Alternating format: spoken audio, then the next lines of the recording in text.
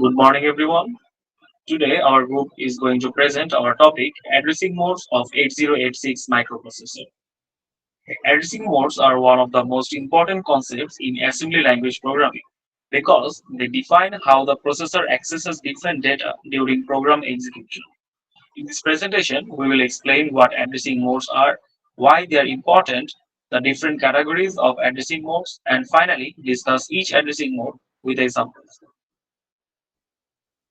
Before continuing our presentation, I would like to present my teammates, and I am Tamjidul Haq, and my ID is 2411587. First of all, the overview of addressing.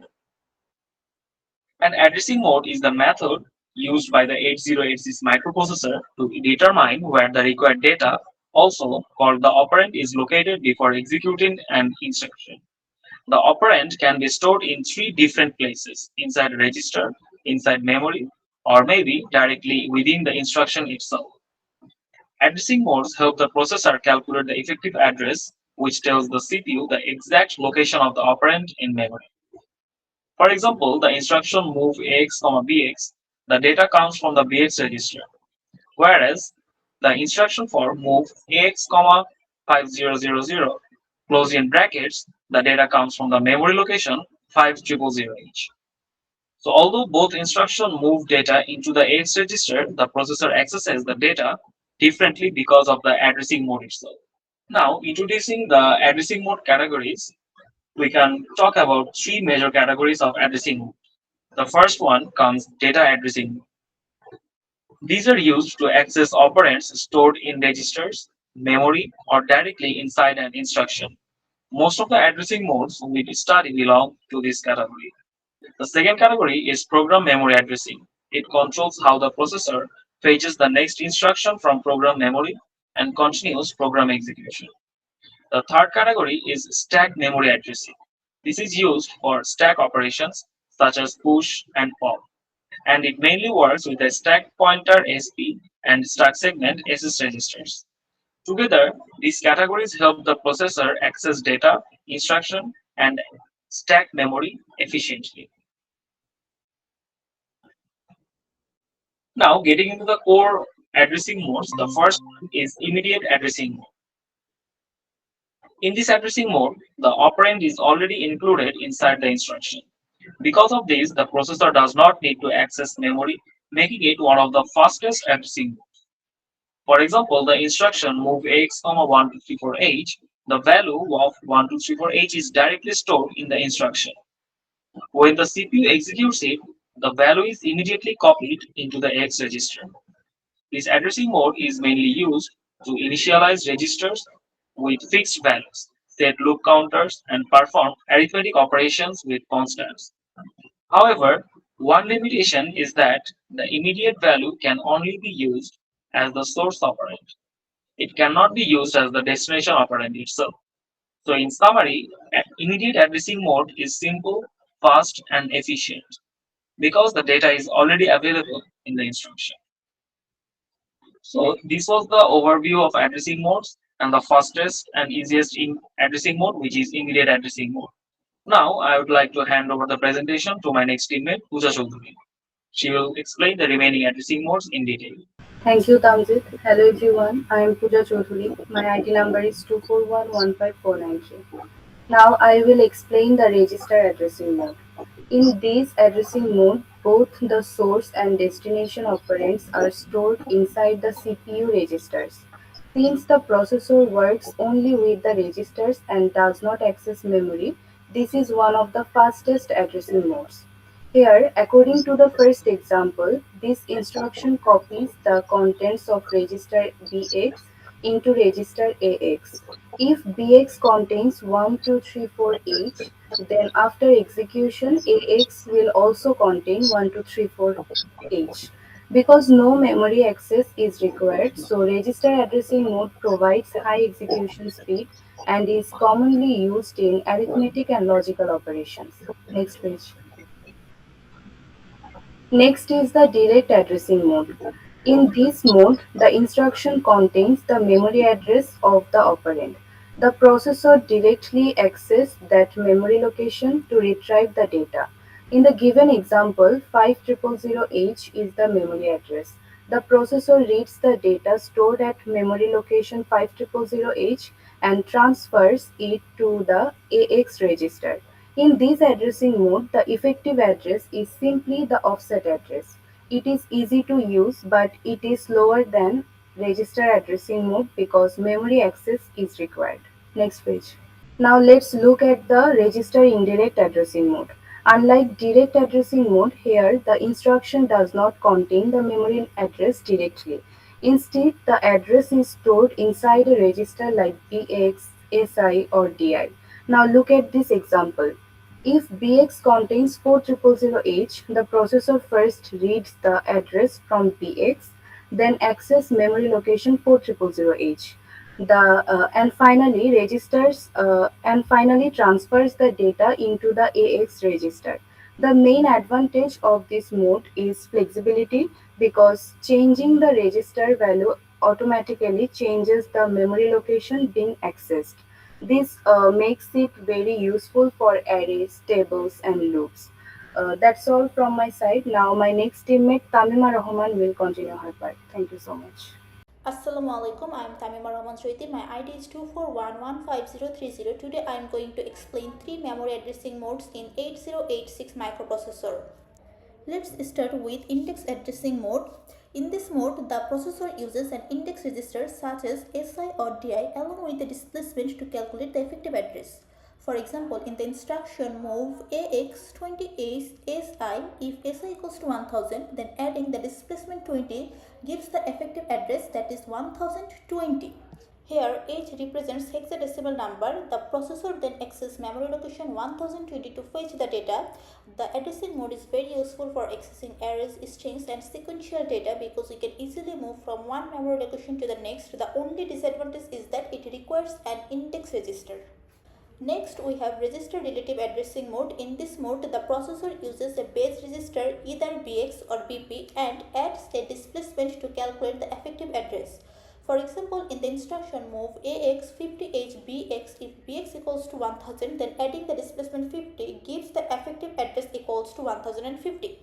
The processor then accesses the memory location 1050.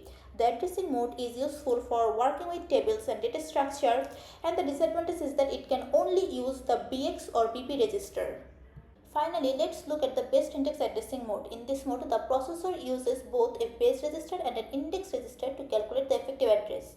For example, in move AX, BX, SI, if BX equals to 1000 and SI equals to 50, the effective address becomes 1050.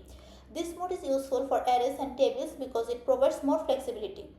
The disadvantage is that it uses two registers, making it slightly more complex. Thank you everyone, that's all from me. Hello everyone, my name is Shagoto Chaudhary. My ID is 241153331 and I will be presenting the next three topics. The relative based indexed addressing mode, a comparison of all the modes, and the effective address. Let's begin with relative based indexed. We just saw based indexed, where we add a base register and an index register. This mode goes one step further. It adds a displacement on top, which makes its most flexible addressing mode in the 8086. So the effective address is three things added together: a base register, which can be BX or BP, an index register, SI or DI, and a signed 8 or 16-bit displacement. The segment depends on the base. BX uses the data segment, BP uses the stack segment. Let's put numbers to it. Say BX is 2000 hex and SI is 0100 hex. The data segment is 3000 hex and the displacement is 50 hex. The effective address BX plus SI plus displacement is 2150 hex. But that's only the offset. For the real 20-bit physical address, we multiply the segment by 10 hex and the effective address is 2. So 3000 becomes 30,000 plus 2150 gives us 32,150 hex. The exact location the CPU reads from. Why this mode exists? Think of a 2D array or a table of records. This the base register points to the start, the index register picks the element, and the displacement picks a field inside it. All three parts map naturally onto complex data. Now that our team has covered every mode, let's see them side by side. At the top, immediate and register modes don't touch memory at all. The data is either built into the instruction or already in a register. Everything below computes an effective address in memory. Direct keeps the offset explicitly. Register, indirect, and indexed keep the offset in register. Register relative. Notice the pattern. Moving down the table, the addressing gets more flexible, so we can reach more complex data with a single instruction. The trade-off is that these richer modes takes a longer to calculate the address. Finally, let me tie everything together with the idea underneath all these modes, the effective address. The effective address is simply the offset of our operand inside each segment. Every mode we discuss is just a different recipe for computing this one number. In general form, a base plus an index plus a displacement, with each node using some part of these three. But the effective address alone is not the final location. The 8086 uses segmented memory, so that CPU takes the segment register, multiplies it by 10 hex, and adds the effective address, giving the full 20-bit physical address on the address bus. One key detail: the segment depends on the register used. BX, SI, and DI register default to the data segment, while BP defaults to the stack segment. And since the effective address is 16-bit, each segment can address up to 64 kilobytes. That covers the effective address, and that's my part. I will now hand over to Munia, who will explain why we need all of these addressing modes in the first place. Thank you, everyone. Assalamualaikum. I am Aiman Munia, ID 241155540. So we have now seen all the different addressing modes, but you might be wondering, why do we even need so many of them? Well, before the CPU can do anything with data, it first has to know where the data is, and the data isn't always in the same place. Sometimes the value is right there inside the instruction, sometimes it's sitting in a register, and sometimes it's stored somewhere in memory. If we had only one fixed way to find data, programming would be very hard and very limited. So addressing modes are simply the different ways of telling the CPU where to find the data. Think of it like giving directions. Sometimes you say it's in my hand, sometimes it's in the drawer, etc. Different situations need different directions. That's exactly why we need multiple addressing modes. They make our programs flexible, faster, and shorter.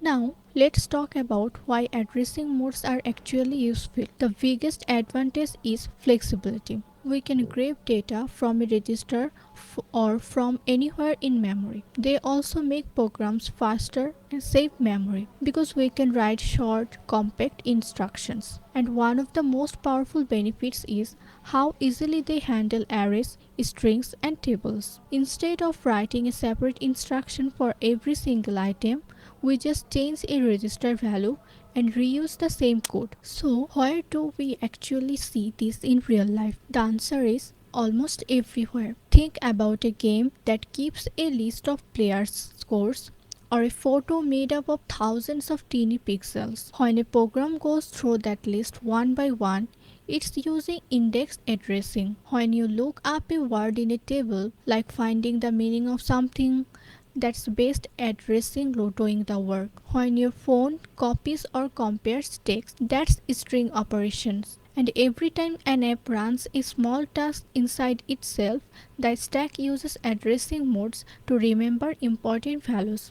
So even though all of this sounds like deep technical stuff, it's quietly running behind almost every app we use. every day. To wrap up, addressing modes are just the different ways the 8086 finds the data it needs. We looked at many of them, from the simple ones like immediate and register to the more advanced ones like indexed and based indexed. Each one has its own use, some for speed, some for flexibility, and some for handling data like arrays and tables. Together they make our programs fast, flexible, and powerful. And once you understand them, you start to see how a computer really works at its lowest level.